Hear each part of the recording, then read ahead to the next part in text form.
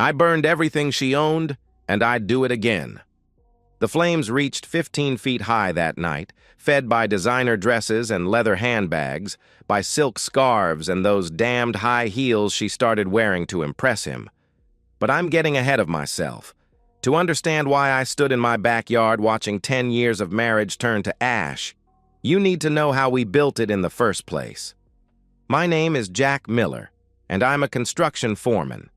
Not a project manager, not a construction executive, a foreman. I wear steel-toed boots to work, my hands are permanently calloused, and I've got more scars than a stray dog. I built my life the same way I build foundations. One solid piece at a time, no shortcuts, no bullshit. I met Stephanie when I was 23, working on an office renovation downtown. She was an intern at the accounting firm, fresh out of college with a business degree and ambitions bigger than my pickup truck. I was rewiring their break room when she walked in wearing a pencil skirt and heels that clicked against the tile like a countdown timer. She looked at my dirty work clothes, then at my face, and smiled like she'd found something interesting. "You're blocking the coffee machine," she said. "You're welcome to reach around me," I replied, not moving. She laughed, not a polite titter, but a real laugh that crinkled her eyes. 3 weeks later, we were dating. 6 months after that, I proposed with a ring I'd saved for by working overtime for 4 months straight. Our wedding was small. My family, her family, some friends from work. The reception was in my uncle's backyard, Christmas lights strung between trees, my mother's potato salad on folding tables. Stephanie danced barefoot in the grass, her white dress getting stained green at the hem, and she didn't care. God, she was beautiful that night. Beautiful in a way that had nothing to do with makeup or expensive clothes. For 10 years, we had a rhythm. I left at 5 in the morning, came home at 6 covered in dust and sweat. She worked 9 to 5, climbing steadily from intern to junior associate to senior accountant. Friday nights were for pizza and beer on the couch. Saturdays for projects around the house. Sundays for sleeping in, her head on my chest, her hair spread across my shoulder like silk. We had traditions, small ones, but they mattered. Tuesday night walks around the neighborhood. Her reading to me from whatever book she was into while I fixed things in the garage. The way she'd leave post-it notes in my lunchbox. Stupid jokes or "I love you" in her neat handwriting. But things started changing about 18 months ago. Subtle at first, like hairline cracks in concrete. She started using words I'd never heard her say before. Leveraging, synergy, optics. Business speak that sounded foreign in our kitchen. She bought new clothes, expensive ones, justifying them as investment pieces for her career. She joined a gym, not the local YMCA where I lifted weights, but some boutique fitness studio that cost more per month than our grocery bill. "I need to look the part," she'd say, examining herself in our bedroom mirror, turning to check angles I'd never seen her worry about before. She started mentioning her coworkers more. Kevin closed a huge deal. Jennifer got promoted to partner. David drives a Tesla. The stories always seemed to carry an undercurrent of comparison, though she never said it outright.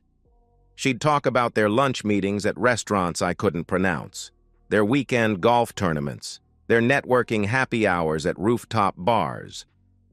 "You could come," she'd offer sometimes, but her tone suggested otherwise. "Though you probably wouldn't enjoy it." It's mostly just shop talk. I was proud of her success. Why wouldn't I be? My wife was smart, ambitious, making something of herself in a world I didn't understand but respected. When she worked late, I saved her dinner. When she needed to buy a new laptop for presentations, I picked up extra shifts. That's what you do in a marriage. You support each other. 2 months ago, she came home glowing, practically vibrating with excitement. "I got it," she squealed, throwing her arms around my neck. "Senior associate." Can you believe it? I spun her around in our small kitchen, her laughter filling the house. "Of course I believe it," I replied. "You've earned it." She pulled back, her hands on my shoulders, her eyes bright. There's going to be more travel, more client dinners, more company functions, she explained. But the pay increase? Jack, we could actually start looking at houses in Riverside. Riverside. The neighborhood where the lawyers and doctors lived, where the lawns were maintained by services and the driveways were filled with European cars. I nodded, smiling, even as something cold settled in my stomach. That's great, baby, I said. What I didn't know then was that her success would cost me everything I'd worked to build. The first time Stephanie didn't invite me to a company event, she framed it as a favor. It's just drinks with the tax team, she said, applying lipstick in our bathroom mirror. You'd be bored out of your mind. All we do is complain about regulatory changes and drink overpriced martinis. I was sitting on our bed, still in my work clothes, concrete dust in my hair.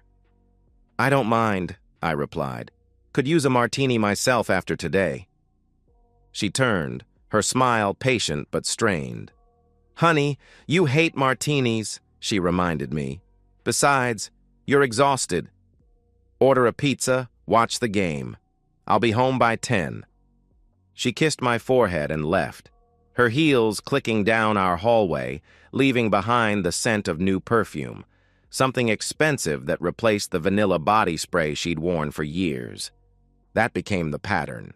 Weekly team dinners, monthly networking events, weekend conferences, always framed as tedious obligations I was lucky to avoid.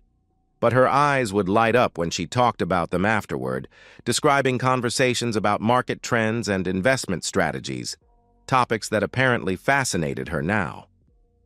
Kevin was saying the smartest thing about portfolio diversification, she'd say, curled up on the couch with a glass of wine. He really understands how money works on a macro level. Kevin. The name started appearing in our conversations like a weed pushing through pavement. Kevin had connections at the biggest firms. Kevin knew about this amazing sushi place. Kevin had season tickets to the theater. Kevin. What's this guy's deal? I finally asked one night, trying to keep my tone casual. He's a senior analyst, she answered. Transferred from the New York office 3 months ago. She was scrolling through her phone, not looking at me. He's been really helpful with the Henderson account. Married? I pressed. Engaged, she replied. To some lawyer. They have one of those penthouse apartments downtown. The relief I felt was embarrassing. Of course he was engaged. Of course Stephanie was just networking, building professional relationships. This was how her world worked. But the credit card statements told a different story. Charges at restaurants I'd never heard of during lunch hours. A $300 dress from a store called Elena's Boutique. Membership to a wine club. When I brought it up carefully, trying not to sound accusatory, she bristled. It's called professional development, Jack, she snapped. I can't show up to client meetings looking like I shop at Target. You do shop at Target, I pointed out. Not anymore, she declared. The words hung between us like a blade. She softened, touching my hand. I'm trying to build something here, for us. Don't you want me to succeed? Of course I do, I answered. Then trust me. Please, she pleaded. I did, even as the charges increased, even as the late nights became more frequent, even as she started making comments that stung in ways I couldn't quite articulate. Kevin was explaining cryptocurrency at lunch, she said one evening while I was fixing the kitchen faucet. It's fascinating how the blockchain works. You should educate yourself about it. I know what cryptocurrency is, Steph, I replied.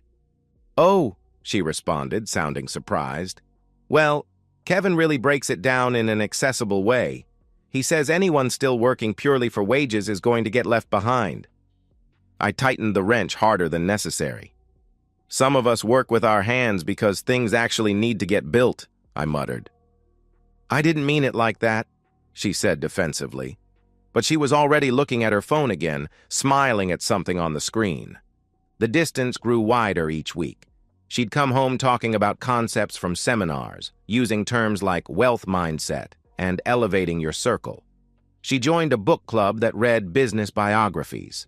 She started doing yoga at 6 in the morning instead of sleeping in with me. I need to optimize my mornings, she explained when I asked why she was setting her alarm for 5:30. Optimize? I questioned. Be more productive, she clarified. Kevin says the most successful people... Jesus Christ, Steph, does Kevin wipe your ass for you too? I snapped. It was the first time I'd snapped about him. She looked at me like I'd slapped her. He's helping me grow, she said coldly. I'm sorry if that threatens you. I'm not threatened, I shot back. I'm tired of hearing about him every damn day. Fine, she replied icily. I won't mention him. But she did, constantly, though she tried to catch herself. At lunch today, we were discussing... there's this new restaurant that someone at work recommended. 3 months into her promotion, our joint account was hemorrhaging money. Her new wardrobe. Client dinners she insisted on paying for to show initiative. The gym membership she never used because she was always working late. When I suggested she was overdoing it, she accused me of not understanding her industry. Image matters, Jack, she insisted. Kevin says... She caught herself. Successful people invest in their appearance. We're not those people, Steph, I argued. We're normal people with a normal mortgage and normal bills. She looked at me then with something I'd never seen before. Pity mixed with frustration, like I was a child who couldn't grasp something simple. Maybe that's the problem, she said quietly. Maybe I don't want to be normal anymore. That night, she slept on her side of the bed with her back to me, a wall of cold air between us. I stared at the ceiling, wondering when my wife had become a stranger. A week later, she came home with news. There's a company party next Friday, she announced. A big one. We're celebrating the Hartman acquisition. It's huge for the firm. I waited for the usual dismissal, the explanation of why I wouldn't enjoy it. I want you to come, she said, not meeting my eyes. Really? I asked, surprised. It's important, she explained. The whole team will be there with their partners. I want you there. Something in her tone was off. Not excitement, but resignation, like she was being forced to include me. But I pushed that feeling down. Maybe this was a chance to bridge the gap between us, to understand her new world better. I'll come, I agreed. I'll even wear my good shirt. She smiled, but it didn't reach her eyes. Perfect, she replied. I should have known she didn't want me there to show me off. She wanted me there for something else entirely. Stephanie spent 3 hours getting ready for the party. I sat on our bed, already dressed in my only suit, the charcoal one I'd worn to my cousin's wedding 2 years ago, watching her transform herself into someone I barely recognized. She'd had her hair professionally styled that afternoon, swept up in a complicated twist that exposed her neck.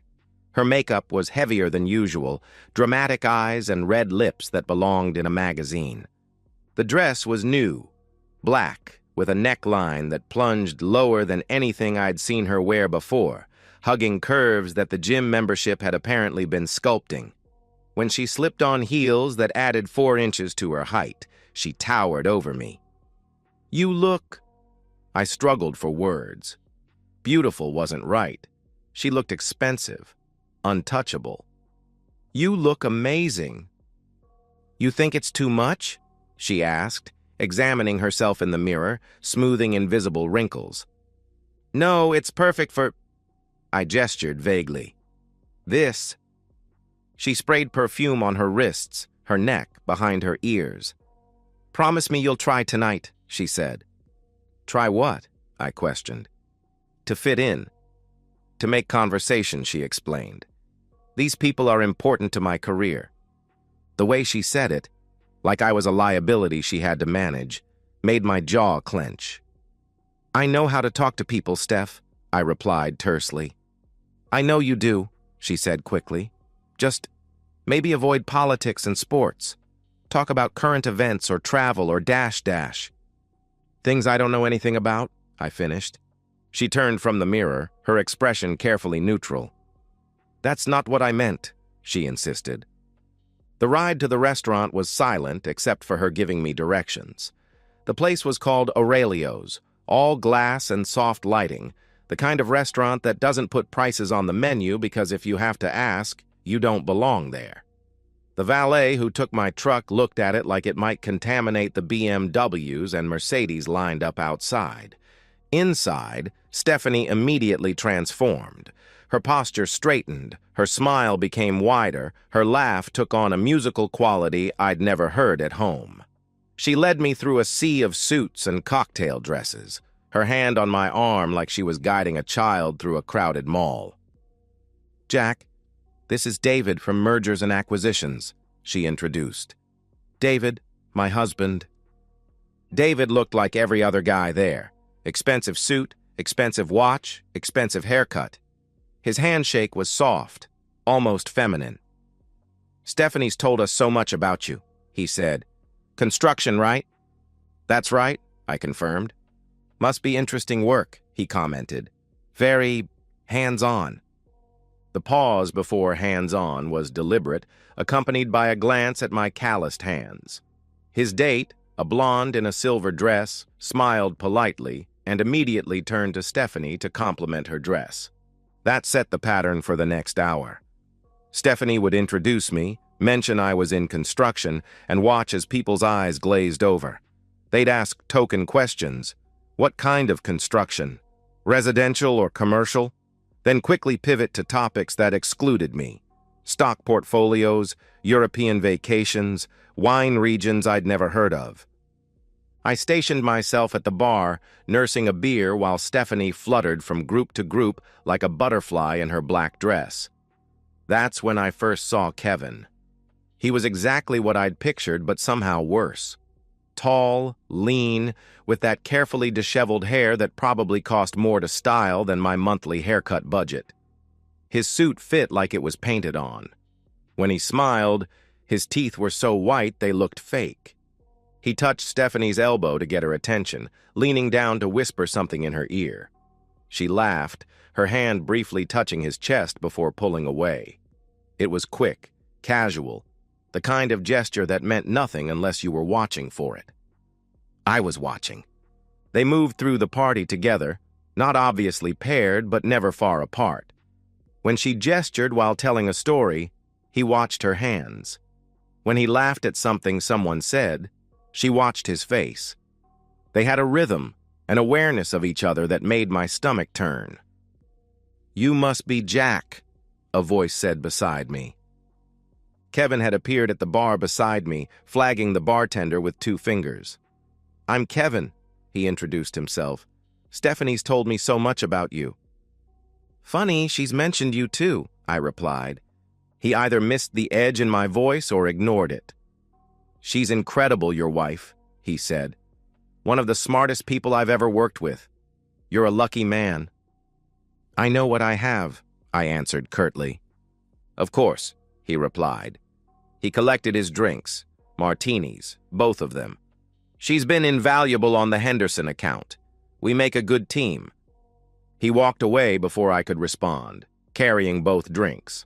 I watched him hand one to my wife, watched her fingers brush his as she took it, watched them clink glasses while maintaining eye contact a beat too long.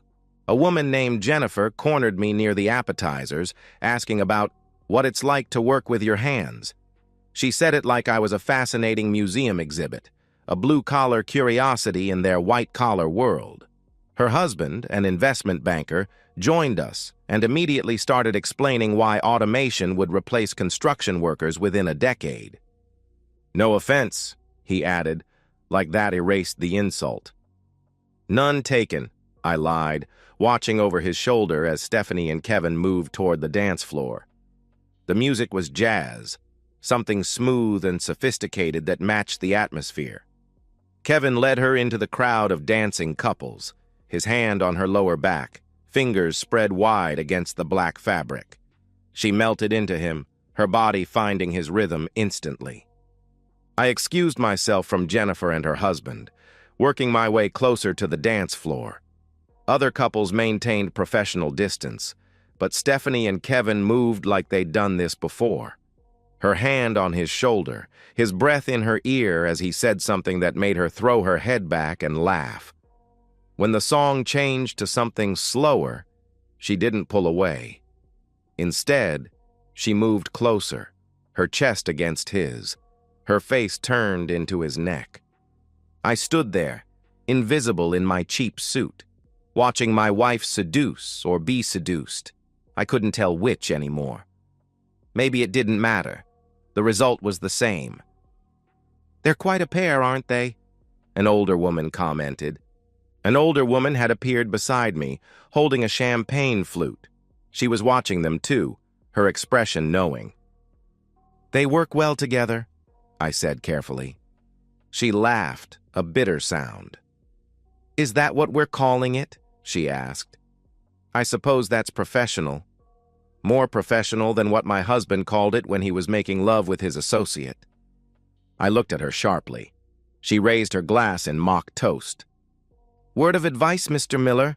Yes, I know who you are. Stephanie's mentioned you once or twice.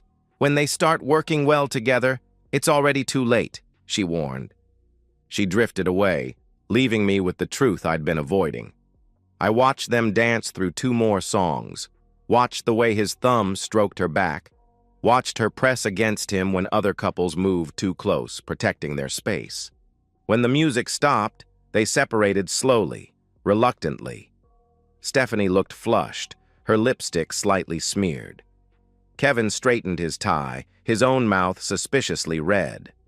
They stood there for a moment, staring at each other, something passing between them that made my hands clench into fists. Then Kevin leaned down, whispered something in her ear that made her bite her lip. She nodded, glancing around the room. Looking for me, I realized. But I'd stepped behind a group of lawyers discussing tax law, invisible again. She said something to Kevin, then walked toward the hallway that led to the restrooms and offices. Kevin waited exactly 30 seconds, I counted, before following her. The smart thing would have been to cause a scene right there, to follow them immediately, throw open whatever door they were behind, catch them in the act with witnesses. But something cold and calculating had taken over my mind. I wanted to know exactly how far this had gone. I wanted to see the full extent of her betrayal. I waited another minute, then followed. When I saw them heading toward the back hallway together, I knew my marriage was about to end. I just didn't know how much else would burn with it. The hallway was dimly lit, all dark wood and expensive carpet that muffled my footsteps. I could hear music from the party, muted and distant, mixed with the sound of my own heartbeat pounding in my ears. 3 doors led off the hallway, 2 bathrooms and what looked like a private office at the end. The office door was slightly open, a sliver of light cutting through the darkness. I could hear voices inside, low and urgent. Stephanie's laugh, breathless. Kevin saying something I couldn't make out. Then silence that was somehow louder than words. I moved closer, my work boots silent on the thick carpet. Through the crack in the door, I could see them. Kevin had her pressed against the desk, his hands in her hair, that expensive updo now ruined. Her dress was hiked up, his jacket on the floor. They were kissing like teenagers, desperate and graceless, all the sophistication stripped away. His hands moved to her zipper. She moaned his name. That's when something inside me shifted. The rage was still there, white-hot and blinding, but underneath it was something colder, calculated. I could burst in now, create a scene, throw punches. But that would make me the violent husband, the blue-collar thug who couldn't control himself. They'd spin it somehow, make it my fault. Poor Stephanie, married to that brute. Number. They deserved something worse than a scene. They deserved complete destruction. I stepped back from the door, pulling out my phone. I took a single photo through the crack, nothing pornographic but clear enough. Stephanie's dress half unzipped, Kevin's hands where they shouldn't be, their faces visible in profile. Evidence. Then I walked back to the party. I ordered another beer at the bar, checking the time. 9:47 p.m. I gave them 10 minutes, sipping my drink and watching the room. The older woman who'd warned me earlier caught my eye and raised her glass. She knew. Maybe everyone knew except me. At 9:58, I walked to the center of the room where the band was taking a break. I picked up the microphone they'd left on the stand. "Excuse me, everyone. Could I have your attention?" I called out. The room turned toward me, conversations dying. I saw confusion on faces, a few smirks. The construction worker with the microphone. What could he possibly have to say? "My name is Jack Miller. I'm Stephanie Miller's husband," I announced, keeping my voice steady, the same tone I used when explaining structural problems to clients. Calm, factual. "I wanted to thank you all for such an educational evening." A few nervous laughs. Someone whispered, "Is he drunk?" "I've learned so much tonight about how business gets done at this level," I continued. "About networking. About professional relationships." I paused, taking a sip of beer. "About what happens when you mix ambition with opportunity." The side door opened. Stephanie emerged, her hair hastily repinned, her lipstick gone. Kevin followed a few seconds later, his tie askew. They froze when they saw me with the microphone. "There's my wife now," I said, gesturing to her. "And Kevin. You all know Kevin. He's been such a help to Stephanie, such a mentor." "Jack," Stephanie started forward, her face pale. "I was just telling everyone how much I've learned tonight," I interrupted.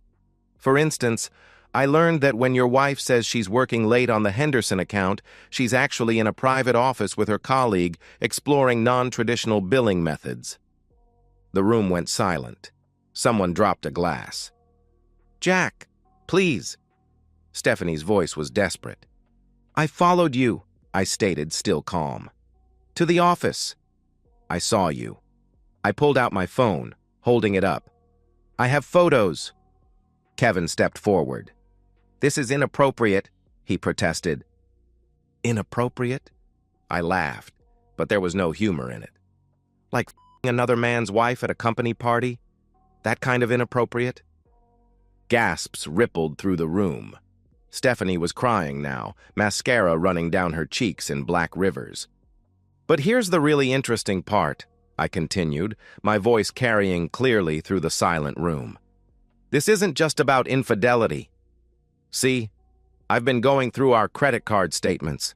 All those client dinners Stephanie's been expensing, the ones she's been submitting for reimbursement, they weren't with clients." I looked directly at Kevin. "They were with you. That's fraud, using company funds for personal affairs." The managing partner, an older man named Harrison, pushed through the crowd. "Mr. Miller, these are serious allegations," he began.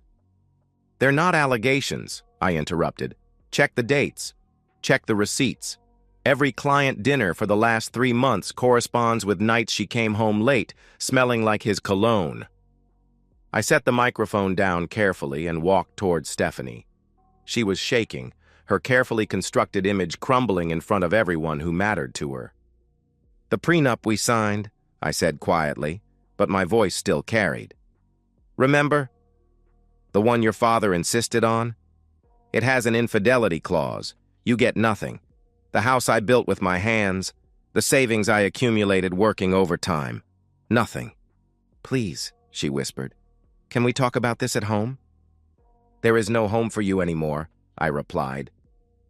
I walked past her, past Kevin, who looked like he might be sick, past the crowd of her colleagues who would never look at her the same way again. At the door, I turned back. "Oh, and Kevin?" I called out. "Your fiancé, the lawyer? She'll be getting an email with those photos tomorrow, along with your firm's HR department."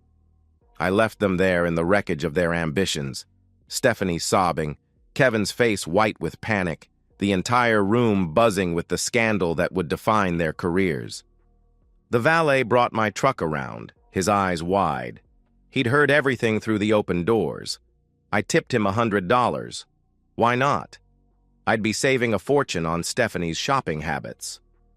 I drove home to our quiet neighborhood, to the house I'd renovated with my own hands, to the life I'd built honestly. In the garage, I found the boxes Stephanie had used to store her summer clothes. I started filling them with everything she owned: her clothes, her jewelry, her books about success and optimization. I built a fire pit in the backyard years ago, a simple ring of stones where we used to roast marshmallows and drink beer. Tonight, it would serve a different purpose. The fire started small, just some newspaper and kindling. Then I added her diplomas, watching the expensive frames warp in the heat. Her business books went next, all those guides to success and wealth that had poisoned her mind. Then the dresses, one by one, the synthetic fabrics melting and smoking. I saved the wedding album for last. Page by page, I fed it to the flames. Our smiling faces curled and blackened. The photo of her dancing barefoot disappeared into ash. The image of us cutting the cake, her hand over mine on the knife, became nothing. The fire burned for hours.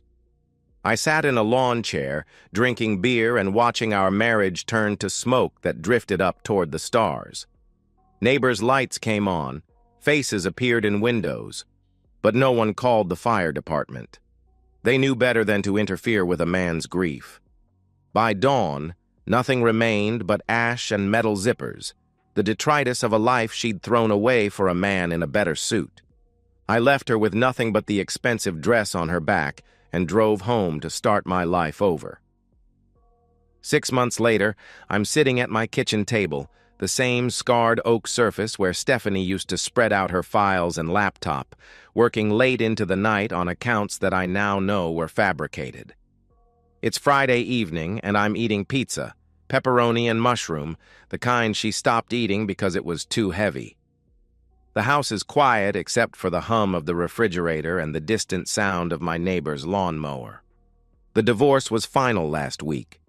The prenup held up exactly as I'd said it would. Her father, the one who'd insisted on it to protect his daughter's future earnings from her blue-collar husband, called me to apologize. He'd seen the photos, heard about the party, knew what his daughter had become. "I misjudged you, Jack," he'd said, his voice rough with shame. "You were the best thing that ever happened to her." Stephanie contested nothing. How could she? The scandal had destroyed any leverage she might have had. The firm fired her and Kevin the Monday after the party. Gross misconduct, misuse of company funds, and conduct detrimental to the firm's reputation. The investigation I'd triggered revealed 2 months of falsified expense reports totaling almost $10,000. Kevin's fiancée left him the day she received the photos. She also happened to be a partner at one of the city's most prestigious law firms, and word traveled fast in those circles. Last I heard, he'd left the state entirely, starting over in some small firm in Kansas where nobody knew his name. Stephanie moved back with her parents initially, but even that didn't last. Her mother, a woman who'd spent 40 years married to the same man, couldn't forgive the betrayal. She's renting a studio apartment now on the East Side, working as a bookkeeper for a plumbing company. I know because the owner is a friend of mine. He hired her as a favor, despite everything. "She's a good worker," he told me last week. "Keeps her head down, doesn't cause trouble." Looks like hell, though. I didn't ask for details. My business has never been better. Word spread through the construction community about what happened. Not the salacious details, but the core of it. A working man betrayed by a woman who thought she was too good for him, and how he'd handled it with dignity. I've had more referrals in the last 6 months than in the previous 2 years. The house feels different now. Cleaner somehow, though it was never dirty. I've renovated the bedroom, tearing out the walk-in closet she'd insisted on, and building a proper home office. The bathroom no longer smells like expensive perfume. The kitchen counters aren't cluttered with business magazines and self-help books. I kept one thing of hers, a coffee mug that says, "World's Best Wife," that I'd given her on our 2nd anniversary. I use it to hold pens now, a reminder that words don't mean anything without actions to back them up. There's a woman I've been talking to, a nurse named Lisa, who comes to the bar where my crew drinks on Fridays. She's pretty in an uncomplicated way, laughs at my bad jokes, and doesn't care that I have calloused hands and concrete dust in my hair. We're taking it slow. I'm not ready for anything serious, may never be ready for marriage again. But it's nice to have someone to talk to who doesn't use words like leverage and optimize. The restaurant where it all went down, Aurelio's, closed 2 months ago. Not because of the scandal, though that didn't help. The owner was overextended, trying to project an image of success that wasn't backed by reality. Sound familiar? I drove by when they were auctioning off the fixtures. The desk from that back office, the one where I'd caught them, sold for $50 to a guy who had no idea of its history. Sometimes I wonder if Stephanie thinks about that night. If she replays it in her head, looking for the moment she could have chosen differently. The moment she could have said no to that first lunch with Kevin, that first drink after work, that first dance that lasted too long. Or maybe she thinks about earlier moments, when she started believing that her education made her better than me, that success meant leaving behind the person who'd loved her when she had nothing. But mostly I don't think about her at all. I learned that some foundations, once broken, can never be repaired. But a man who knows his worth can always build again. The sun is setting now, painting the kitchen golden. The pizza's gone, the beer's empty. Tomorrow I've got a big project starting, a complete renovation of an old Victorian downtown. It'll take months, maybe a year. Good, honest work that will outlast any of us. I stand, rinse my plate, and look out at the backyard. The grass has grown over the spot where the fire pit used to be. This spring I'm thinking of planting something there. Maybe roses. Something with thorns, beautiful but capable of drawing blood if you're not careful. That seems appropriate. My phone buzzes with a text from Lisa. Still on for dinner tomorrow? I text back, absolutely. My treat. She responds with a smiley face, simple and sincere. I head to the garage to review tomorrow's blueprints. There's always something to build, something to create from nothing. That's what I do. I take raw materials and make them into something solid, something that will stand the test of time. And if someone tries to burn it down, well, I've learned that I can rise from those ashes too. And so, we've reached the end of today's story. Was it what you expected, or did it take a twist you didn't see coming? I'm curious to hear your thoughts. Share them in the comments below, and let's get a conversation going. If this story kept you hooked, make sure to hit that like button. And if you're new here or just haven't subscribed yet, now's the perfect time to join our community. I bring you fresh, captivating stories every day, so click that subscribe button and turn on notifications so you never miss out. Thanks for watching, and I'll see you in the next one.